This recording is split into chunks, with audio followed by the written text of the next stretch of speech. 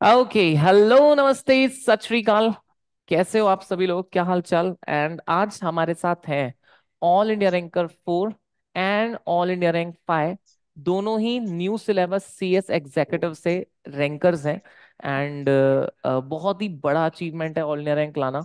And first of all, मैं आप सबको मिलाना चाहता हूं दोस्तों। Tanushree Tanushree is all India rank 4, new syllabus of CS executive. And चंचल सिंह, जो ऑल इंडिया रैंक 5 है, न्यू सिलेबस। एंड दोनों ही ब्रिलियंट स्टूडेंट। एंड दोनों से ही हम कुछ बातें करेंगे, जो जितने भी बच्चे अभी एग्जीक्यूटिव में हैं, उनको डेफिनेटली इससे हेल्प होगी। सबसे पहले welcome Tanushree, welcome Chanchal. And thank you sir. Okay, so सबसे पहले तनुश्री से पूछता हूँ। तनुश्री, कैसी थी फीलिंग यार ऑल इंडिया रैंक के बाद? बहुत खुशी हुई मुझे तो पहले आधे घंटे के बाद पता चला कि मेरा रैंक भी आ गया है। मतलब मैं तो पास में ही बहुत खुश हो गई थी। फिर मेरे फ्रेंड ने मुझे मेरिट लिस्ट भेजी तभी मुझे पता चला कि रैंक भी आया है, तो और डबल खुशी हुई। गजब यार, गजब। तनुश्री, आपने पूरा आठों सब्जेक्ट यूनिक से किए थे? सातों सब्जेक्ट यूनिक से किए थे? ये सब यूनिक एकेडमी से ही किए थे, रिवीजन लेक्चर सब कुछ यूनिक से ही किया था मैंने। किधर दूसरे फैकल्टी के पास भी मैं, मतलब मेरे को जो अपने टीचर्स थे उनसे ही समझ में आता था। ऐसे कुछ प्रॉब्लम नहीं थी कि ये पर्टिकुलर सब्जेक्ट किसी मतलब समझ नहीं आता था। सब यूनिक से ही किया था मैंने। परफेक्ट, परफेक्ट, परफेक्ट है ना। चंचल, आप कैसा था डे? मम्मी पापा एकदम खुश? How was the feeling? Yes sir, सब सब बहुत खुश थे। लाइक पहले मेरे को पास होने का भी वो नहीं था, फिर मैंने देखा रिजल्ट, मेरे दोनों ग्रुप क्लियर, फिर मुझे यूनिक से कॉल आता है कि मेरा रैंक आया है फिफ्थ को भी। ओके, सो क्या बात है, क्या बहुत बात है, ही क्या बात है। तो आपने रैंक अनबिलीवेबल एक्सपेक्ट नहीं की टाइप थी? का था। नो, ओह, आपका ऑल इंडिया रैंक 5 आया है ना? आपको एक्सपेक्टेड नहीं था कि ऑल इंडिया रैंक 5 आएगा, ऐसा? बिल्कुल भी नहीं। क्या बता रहे हो, गजब यार। सो ऑल इंडिया रैंक 5 आया है, एंड बहुत बड़ा स्टेटमेंट है कि आपको ये भी नहीं था, कि ऐसा लगा नहीं था कि ऑल इंडिया रैंक 5 आएगा। गजब। तो चलो, वन बाय वन कुछ क्वेश्चन पूछते हैं। चंचल, पहले आपसे ही पूछता हूँ। यस। आपने टोटल कितने रिवीजन किए थे एग्जाम के पहले? एक्चुअली रिवीजन मेरे सब्जेक्ट पे डिपेंड करते थे। लाइक जो हार्ड था उसके थोड़ी ज्यादा हो गई, और जो थोड़ा इजी जाता था उसके थोड़े कम। जैसे कंपनी लॉ मेरे को थोड़ा हार्ड था पर अच्छा लगता था, पर हार्ड था वो, तो मैंने उसके काफी रिवीजन करे, लाइक 6-7 टाइम्स, काफी ज्यादा। और JIGL के भी नॉर्मल करे, हाँ, 4-5 टाइम्स हो गया था। बाकी SBIL इतना हार्ड नहीं था तो उसे थोड़ा कम टाइम दिया, इस अकॉर्डिंग करा था। परफेक्ट, परफेक्ट है। So wonderful. एंड आप तनुश्री? सर मैंने ऐसे काउंट नहीं रखा था, मैंने मल्टीपल रिविजन्स मैंने किए थे, और मैं यही सजेस्ट करूंगी कि मल्टीपल रिविजन्स करना। और खुद को ऐसा ये मत कर देना कि 3 रिविजन्स में हो जाएगा। किसी को 2 रिविजन में होता है, किसी को बहुत बार करने के बाद भी नहीं होता है। तो मैंने काउंट नहीं रखा था, मैंने मल्टीपल रिविजन्स किए थे। और मैंने CMSL और सी लॉ के लिए बहुत रिविजन्स किए थे, क्योंकि उसमें कैसा डेटा था ना बहुत, कि इतना परसेंटेज बाय बैक कर सकते हैं, फिर इतने डेज है उसमें, जिसमें डेटा था ना वो मैंने बहुत बार, मतलब बहुत बार रिवाइज किया था। और जो कंसेप्चुअल था, जैसे जे आई जेल में कैसे कंसेप्ट थे, समझ लिया, थोड़ा ओन वर्ड्स में लिखा तो भी चल जाएगा। बट हम डेटा ओन वर्ड्स में नहीं लिख सकते। तो उसमें मैंने कंसेप्ट समझा था, और जो थोड़ी लैंग्वेज थी ना, वो अच्छे से मैंने पढ़ी थी कि ये लाइन मेरे आंसर में आनी चाहिए। वो सब मैंने अच्छे से बहुत बार रिवाइज किया था, और मैंने कंसेप्ट अंडरस्टैंडिंग पे भी ध्यान दिया था। परफेक्ट। एंड तनुश्री, मेरे को एक बात बताओ। जैसे कई बच्चे हैं, उनको कुछ लैंग्वेज टेक्निकल लगती है, जैसे ECIPL में पार्ट बी का पार्ट है, वो थोड़ा टेक्निकल लैंग्वेज है। कॉपीराइट ले लो, या ट्रेडमार्क लो, या पेटेंट लो, या फिर आप JIGL में आ जाओ, तो कुछ चैप्टर्स ऐसे हैं जिसकी लैंग्वेज बहुत टेक्निकल है। सो आप उसको कैसे लर्न करते थे, या फिर किस तरीके से उसको अपने ओन वर्ड्स में लिखते थे, या क्या करते थे एग्जैक्टली उसमें? हाँ, जैसे आपने जे का बोला था अभी, इंटरप्रिटेशन ऑफ स्टैचूज थे। तो फिर उसमें आपने पहले से ही वार्निंग दी थी कि ये बच्चों को हार्ड जाता है, ये बहुत टेक्निकल है। तो मैं तभी अलर्ट हो गई थी, और जैसे जैसे आपने बोला था ना, जैसे जैसे आप सिखा रहे थे वैसे वैसे मैं उतना करती थी। और मैंने मॉड्यूल में ही स्टिकी नोट्स चिपका दिए थे। आई कुड रिमेम्बर, आपने ऐसे शॉर्ट नोट सिंपल वर्ड्स में लिखा के दिया था, टेक्निकल जो भी होता था ना, तो मैं बस वही पढ़ती थी। जो मॉड्यूल का एकदम जो टेक्निकल था ना, उसमें मैंने ज्यादा ध्यान नहीं दिया था। आपने जो सिंप्लीफाइड वर्जन में दिया था ना, वही मैं पढ़ती थी। और वो जो अपने बाकी के जो टेक्निकल वर्ड्स होते थे ना, जैसे बाकी के लीगल मैक्सिम्स होते थे ना, उसको मैं थोड़ा सा मतलब कुछ कोड वर्ड्स देती थी। ऐसे कुछ एक छोटा सा स्टोरी बनाती थी, और फिर वैसे याद रखती थी। और मैंने सब नहीं याद किए थे, जो जो इम्पोर्टेंट इम्पोर्टेंट थे ना, वही मैंने याद किए थे। Perfect perfect perfect. एंड आप चंचल कैसे करते थे, किस तरीके से पढ़ते थे, मतलब मॉड्यूल से पढ़ते थे, नोट से पढ़ते थे, कैसे पढ़ते थे? सर मॉड्यूल से, वैसे मोस्टली मॉड्यूल से, बाकी जो लाइक सी लॉ में अबट सर ने हैंड रिटन नोट्स किए थे वो मैंने ज्यादा प्रेफर करे थे क्योंकि वो काफी इजी होते हैं। आपने भी काफी चैप्टर्स में लिखवाया था सिंपल लैंग्वेज थोड़ी, तो मैंने वो भी प्रेफर करी थी, और बाकी मॉड्यूल से करा था जो इजी मॉड्यूल से लगा था वो। ओके तो परफेक्ट। थोड़ा इजी एंड हो गया था नोट्स और वो मिला के। Perfect perfect. एंड तनुश्री आपने? मैंने पूरा जो नोट्स प्रोवाइड करते थे ना उस पे मैंने ज्यादा जोर दिया था। एंड इवन जेआरजन में मैंने मॉड्यूल किया था। बट सी लॉ में, सीएमएसएल में मैंने जो अब्बर सर ने नोट्स दिए थे ना, मैंने पूरा मतलब उन्हें बहुत अच्छे से किया था।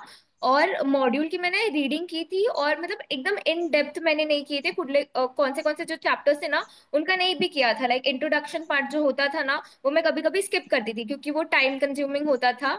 इसीलिए मैंने, बट ज्यादा मैंने जो भी आप लोगों ने नोट्स दिए थे ना, हैंड रिटन नोट्स, और बाकी की भी हैंड रिटन नोट्स प्रोवाइडेड है, तो फिर मैंने उससे ज्यादा किया था।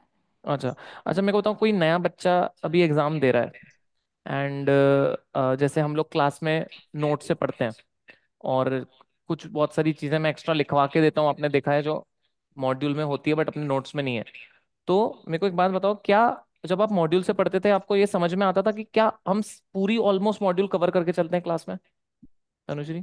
यस ये सर, पूरी मॉड्यूल आप कवर, आप आपने तो, मैंने पूरा मतलब मॉड्यूल पे मैंने बस जेआईजेल के लिए मैंने मॉड्यूल रेफर किया था। सी लॉ, सीएमएसएल के लिए जो आप लोग आपके जो नोट्स है वही मैंने रेफर किए थे, और जो एक्स्ट्रा जो भी लिखवा के देते थे ना वही मैं करती थी। मॉड्यूल पे मैंने बस एक बार रीडिंग कर ली थी, थोड़ा थोड़ा ऊपर ऊपर से एक बार ओवरव्यू बस देख लिया था कि कुछ छूट ना जाए। बट सब कवर्ड था मोस्टली। और आप जो बोलते थे कि ये थोड़ा सा कम मतलब कम इम्पोर्टेंट है, वो कम इम्पोर्टेंट ही रहता था, ऐसे आ नहीं जाता था एग्जाम में। चलिए परफेक्ट। अब लेकिन यार ऐसा है कि वो तो पूरा हाँ ही पढ़ना जरूरी है। एज हाँ। आप लोग ऑल इंडिया रैंकर्स हैं जितने भी, अगर मैं चंचल से भी पूछूंगा तो 100% सभी का एक ही रिव्यू आता है कि भाई पूरा ही पढ़ो, सबसे बेस्ट है वो। और क्या है फिर, छोटा छोटा पढ़ के जाएंगे तो फिर एग्जाम में दिक्कत होती है। यस चंचल, आपने भी पूरा ही 100% पढ़ा होगा, right? Yes sir, like cover तो 100% किया था, बट जो आप लोग बोलते थे थोड़ा कम इम्पोर्टेंट है उसको थोड़ा कम कंसीडर करा था, क्योंकि थोड़ा ओके आपका वो ओके। था। Perfect perfect. लेकिन यार गुड, अच्छा है आपका, दोनों का ही बहुत शानदार स्कोर है। एंड जबरदस्त। सो मेरे को बताओ, पहले चंचल आपसे पूछता हूँ, कैसा रहता था आपका स्टडी रूटीन मॉर्निंग से इवनिंग तक? एक्चुअली वो मेरा रेगुलर कॉलेज था, तो फिर मैं मॉर्निंग में इतना नहीं हो पाता था। फिर मैं ओके। दोपहर से ही कॉलेज से आने के बाद लाइक थोड़ा रेस्ट करके 2-3 PM के आसपास शुरू करती थी, फिर वो जाता था शाम तक। फिर शाम में थोड़ा ब्रेक लेके फिर थोड़ा नाइट सेशन होता था, तो इस आप टाइप में। लेक्चर देखने के बाद का बता रहे हो? यस। मतलब आप जो लेक्चर्स कंप्लीट करने के बाद का शेड्यूल बता रहे हो ये?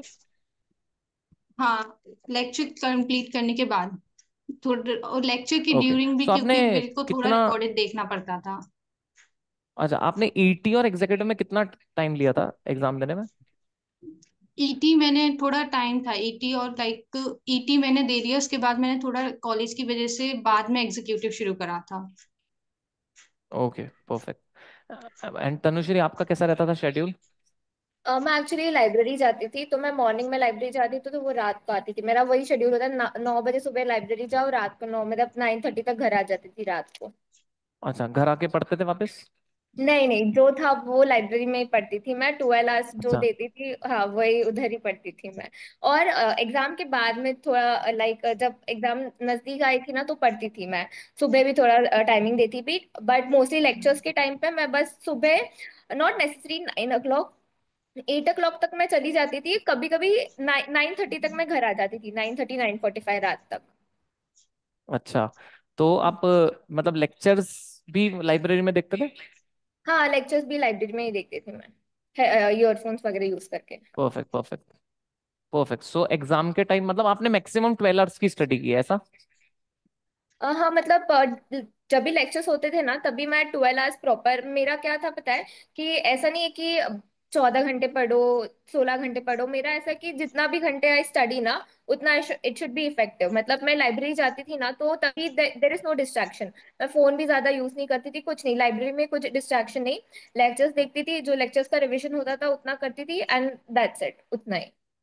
और on an average I would say मैं परफेक्ट। रोज 9 10, लाइक जब लेक्चर्स देखती थी तब 12 आवर्स तो होता था, बट जब सेल्फ स्टडी होता था तब भी 8 10 आवर्स मेरा होता था रोज का।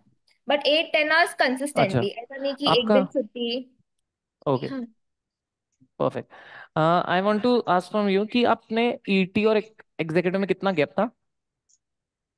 ईटी एक्चुअली मैंने जल्दी दी थी बहुत, बट मेरे कॉलेज के एग्जाम्स की वजह से मैंने एग्जीक्यूटिव थोड़ा लेट दिया था।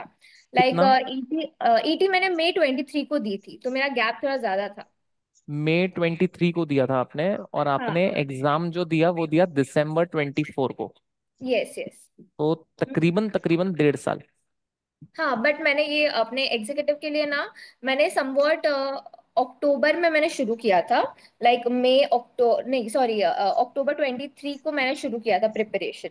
तो मेरा जून परफेक्ट। तक हो नहीं पाया था, और मेरे को बोथ ग्रुप ही देना था, मेरे को एक ग्रुप नहीं देना परफेक्ट। था क्योंकि दिसंबर में तो पॉसिबल नहीं था देना। बट जून तक मेरा परफेक्ट। नहीं कवर अप हुआ था।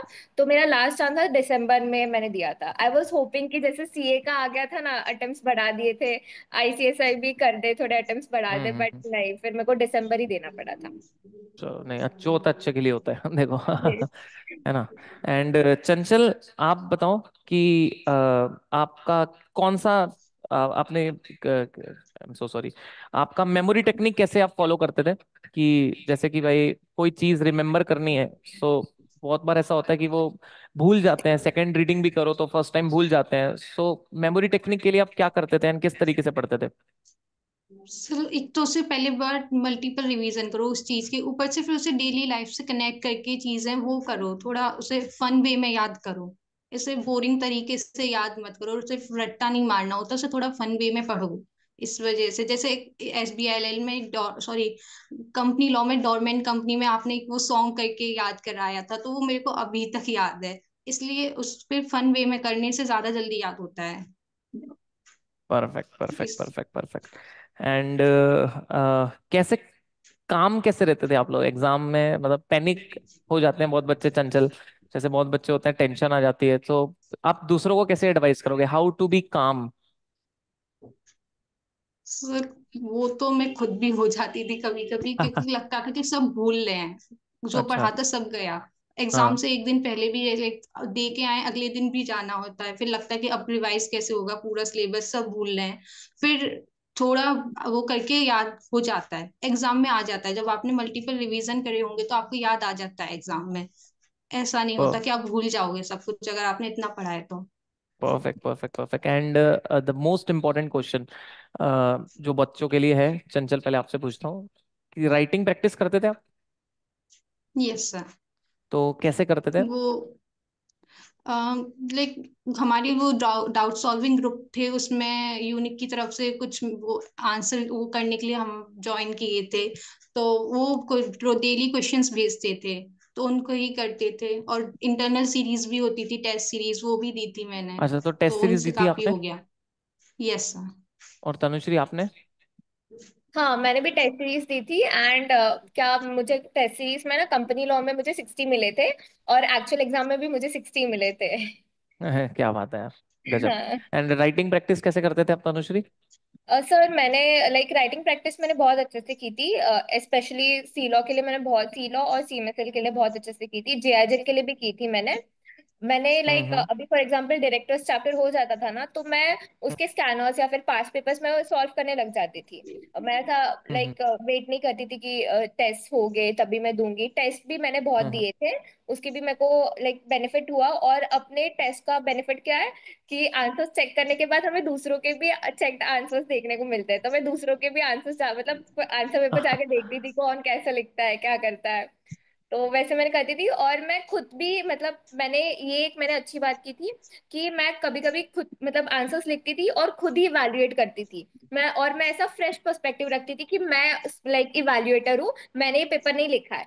तो फिर उसके वजह से ना मेरे को एक आइडिया मिला कि प्रेजेंटेशन कैसे करना है।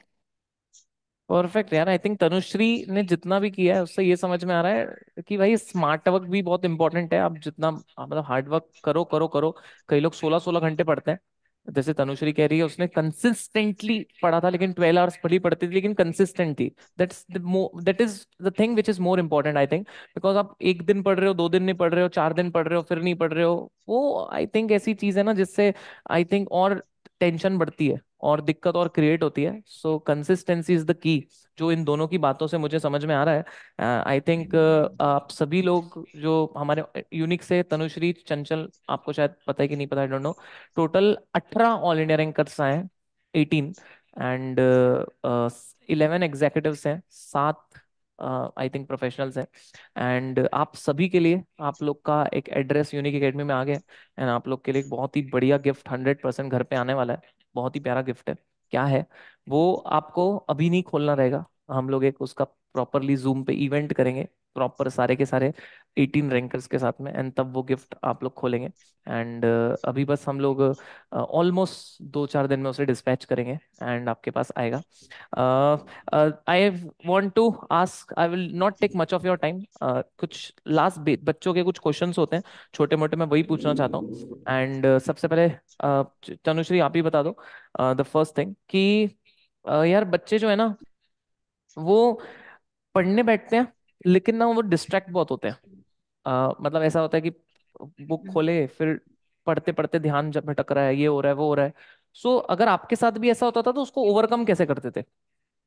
सर फर्स्टली तो हम कितना भी कोशिश कर ले, इंटरनल डिस्ट्रैक्शन थोड़े बहुत तो हो गई, वो डाउट्स भी आएगी कि कैसे, मतलब कैसे पढ़ेंगे क्या पढ़ेंगे। But one thing I use to do is, मेरा शेड्यूल फिक्स होता था कि मैं 11:45 को अराउंड सोती थी, 7 o'clock को उठती थी, तो मेरी नींद भी कंप्लीट होती थी, तो मेरे को दिन भर नींद का प्रॉब्लम नहीं होता था। एंड मैंने तभी इंस्टाग्राम तो मैंने यूज करना बंद ही कर दिया था, ज्यादा मैं यूज नहीं करती थी। और मेरा एक था कि मैं 16 घंटे नहीं पढ़ रही हूँ, 14 घंटे इतना पढ़ नहीं रही हूँ, जो भी मैं 12 घंटे दे रही हूँ ना वो मैं अच्छे से दूँ। तो मैं जैसे ही लाइब्रेरी जाती थी ना, मेरे एक्सटर्नल डिस्ट्रैक्शंस पूरे कट ऑफ हो जाते थे। और मतलब मैं माइंड को थोड़ा काम रखती थी कि मैं को और ज्यादा मैं लोड नहीं देती थी। जो मतलब ऐसा थोड़ा सा ही टू डू लिस्ट बनाती थी कि इतना पढ़ना है आज, इतना पढ़ना है, और बस वो करने की कोशिश करती थी कि इतना मेरा आज घर, मतलब घर जाने तक मेरा इतना तो हो जाना चाहिए था।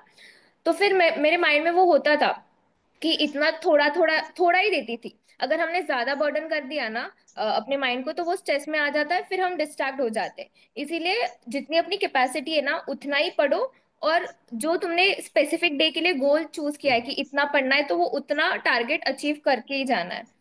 या यही होता था। और इंटरनल डिस्ट्रैक्शंस में थोड़े से डाउट आते थे कि पता नहीं कैसे होने वाला है, क्या होने वाला है। या और एक्सटर्नली तो मैंने सब कट ऑफ कर लिया था। Perfect perfect. सो मतलब दोस्ती यारी सब कट ऑफ किया था तनुश्री ने, उसकी बातों से समझ में आ रहा है। एंड चंचल आपका कैसे था पूरा? So same as Tanushree.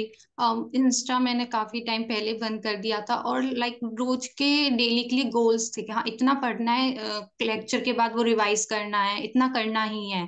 तो फिर वो होता था ना दिमाग में, नहीं हुआ नहीं हुआ, तो फिर डिस्ट्रैक्शन सब चली जाती थी। हाँ ये करना है, पहले ये कर लो, फिर कुछ करेंगे, बाहर जाएंगे, जो करना है बाद में करेंगे, पहले ये अपना टारगेट कंप्लीट करना है।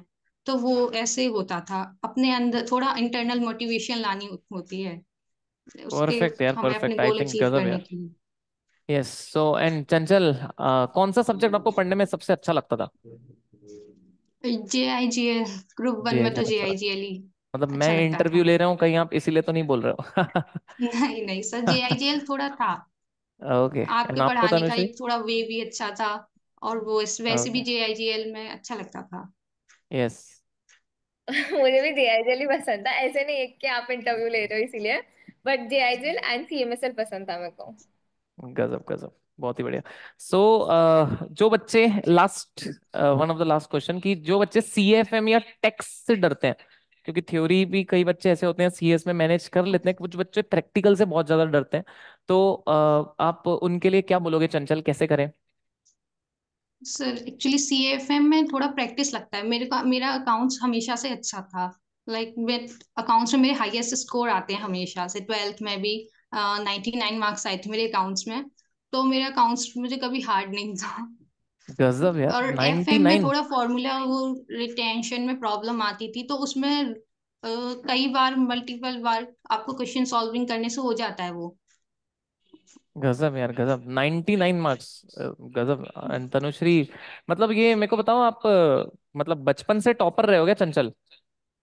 नहीं नहीं सर, अकाउंट्स अच्छा लगता है, लाइक उसमें रिवीजन करो तो वो काफी बार क्वेश्चन सॉल्विंग करने से वो हो जाता है। Perfect perfect. एंड ओवरऑल, एक बच्चों को आप अपनी तरफ से क्या एडवाइस देना चाहोगे चंचल, ओवरऑल?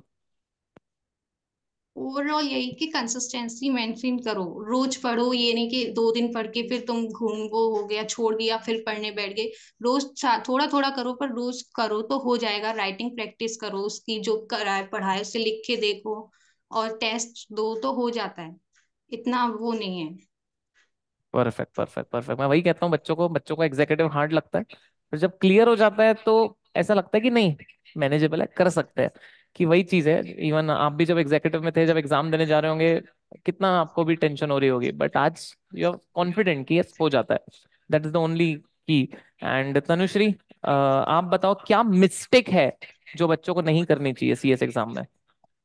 सीएस एग्जाम में ना, अगर आपने अच्छे से प्रिपरेशन की रहेगी ना, तो लास्ट में ना थोड़ा सा डर लगता है। अगर तुम बोथ ग्रुप दे रहे होगे तो थोड़ा सा डर हम्म। लगता है, थोड़ा स्ट्रेस लगता है। लाइक मैंने एक गलती क्या की थी, मैंने कुछ छोड़ा नहीं था लाइक एग्जाम में, बट जब मैं फाइनल मेरा रिवीजन कर रही थी ना, तो मुझे कुछ चीजें याद नहीं आती थी ना, तो मैं बहुत स्ट्रेस ले लेती थी कि यार नहीं होने वाला है, अब पता नहीं क्या होने वाला है। और उस चक्कर में जो तुम्हारे पास 6 7 8 घंटे होते हैं पढ़ने के लिए, वो भी तुम खो देते हो। तो उसके ऊपर मत ध्यान दो, और जो पेपर गया सो गया, कुछ मत करो। मैंने भी वो गलती की थी कि मैं आने के बाद मैं मार्क्स काउंट कर रही थी कि कितने आएंगे कितने नहीं आएंगे। वो मत करो। एंड सेल्फ बिलीव होना बहुत इंपॉर्टेंट है। अगर तुमने अच्छे से प्रिपरेशन की रहेगी ना, तो तुम्हें सेल्फ बिलीव रखना पड़ेगा। नहीं तो मतलब सेल्फ बिलीव भी रखना है, और मेक श्योर कि तुम पेपर 100% अटेम्प्ट करो। पेपर ऐसे आधे अटेम्प्ट करके मत आना। कुछ भी हो तुम, कुछ तो आता होगा कि डेफिनेशन लिख के आ जाओ, कुछ तो लिख के आ जाओ। नॉट इम्पॉर्टेंट कि तुम्हारा आंसर परफेक्ट ही होना चाहिए। पेपर छोड़ के मत आना। एंड कंसिस्टेंसी मेंटेन करना, दैट इज इम्पोर्टेंट। परफेक्ट यार, perfect perfect perfect. So I think बहुत अच्छा लगा आप दोनों से बात करके। एंड वी होप कि आप प्रोफेशनल में भी ऑल इंडिया रैंक लाओ। एंड बहुत बहुत प्राउड फील कराओ अपने मॉम डैड को। एंड इवन उसके आगे भी आप बहुत अच्छा करो, है ना? जो भी आप करना चाहते हो, प्रैक्टिस, जॉब, बहुत बहुत कामयाब बनो उसमें भी। This is the blessing from our side. And unique academy आपके साथ थी, है, रहेगी हमेशा। एंड बहुत ही प्राउड मोमेंट है हमारे लिए भी कि आपने पूरा यूनिक से पढ़ा था। एंड जब बच्चों के ऑल इंडिया रैंक आते हैं, बहुत ही प्राउड मोमेंट होता है हम सबके लिए वो। And because as a teacher हम हमेशा यही प्रे करते हैं भगवान जी से भी, और यही हमारी सक्सेस भी है कि हमारे बच्चे पास हो। मैं हमेशा बच्चों को यही बोलता हूँ, बच्चे पास होते हैं तो हम पास हैं, बच्चे फेल है हम फेल है। So brilliant moment for all also. हमें भी बहुत खुशी हुई, बहुत बहुत प्राउड हुआ। एंड मजा आ गया आप लोगों का रिजल्ट सुन के। एंड आई थिंक ये जो इंटरव्यू है ये बहुतों को हेल्प करेगा कि भाई उन्हें कंसिस्टेंटली पढ़ाई करनी है, डेली पढ़ाई करनी है, रिविजन्स करने हैं, मल्टीपल रिविजन्स करने हैं, राइटिंग प्रैक्टिस करनी है ना? जहाँ पे लैंग्वेज टफ लग रही है, ऐसा जरूरी नहीं है कि उसी को याद करना है, आप इजी वे में उसको लिख के आ सकते हो। जहाँ पे बहुत ज्यादा टेक्निकल है, बट जहाँ टेक्निकल वर्ड्स रिक्वायर्ड है, वहाँ पे मेक श्योर करो उसको करने की, टेस्ट सीरीज करनी है। एंड ओवरऑल कॉन्फिडेंट रहना है तो हो जाएगा। सो यही इन दोनों की बातों से समझ में आया जो इन दोनों ने किया। एंड आई थिंक चंचल, तनुश्री, आप कुछ बोलना चाहो at the end? Yes sir, मैं तो जो भी अपियरिंग स्टूडेंट्स हैं उनको मैं यही बोलना चाहूंगी कि सेल्फ बिलीव रखना बहुत इंपॉर्टेंट है। मैंने प्रिपरेशन तो बहुत अच्छे से की थी, बट एग्जाम टाइम पे मैंने होप्स बहुत कम, मतलब होप्स मैंने ऑलमोस्ट छोड़ दिए थे। मैं बस एग्जाम के लिए अपियर कर रही थी। अगर मैं मतलब थोड़े और मैं थोड़ा सा खुद पे भरोसा रखती थी तो मे बी और अच्छा होता था। तो मतलब जो भी अभी एग्जाम्स देने वाला है, अगर तुमने प्रिपरेशंस बहुत अच्छे से की है, प्रिपरेशन अच्छे से करो पहली बात तो। और खुद पे भरोसा रखो कि मैं जो भी पढ़ रही हूँ, जो भी पढ़ रहा हूँ, वो मुझे एग्जाम के टाइम याद आएगा। और बिलीव मी, अगर तुमने मल्टीपल रिविजन्स किए रहेंगे तो एग्जाम के टाइम पे याद आता है। वो एग्जाम के पहले लगता है कि कुछ नहीं याद आ रहा है, बट हो जाता है सब अच्छा। सो या, दैट इज माई। परफेक्ट। चंचल? सो ये कि काफी थोड़ा रिवीजन करो और डेली पढ़ो तो थोड़ा थोड़ा तो हो जाएगा, not that hard. Perfect, perfect, perfect, perfect. And yes, so that's all. It was very nice meeting you all, चंचल, तनुश्री. फिर हम लोग डेफिनेटली मिलेंगे एंड एक और इवेंट करेंगे as I told you. And उसके बारे में जो भी होगा हम लोग फिर बात करते हैं. Thank you so much Tanushree and Chanchal for joining us and guiding CS aspirants today. Thanks a lot. It means a lot for us. Thank you so Yeah, much. sir. Yes. Thank you, sir.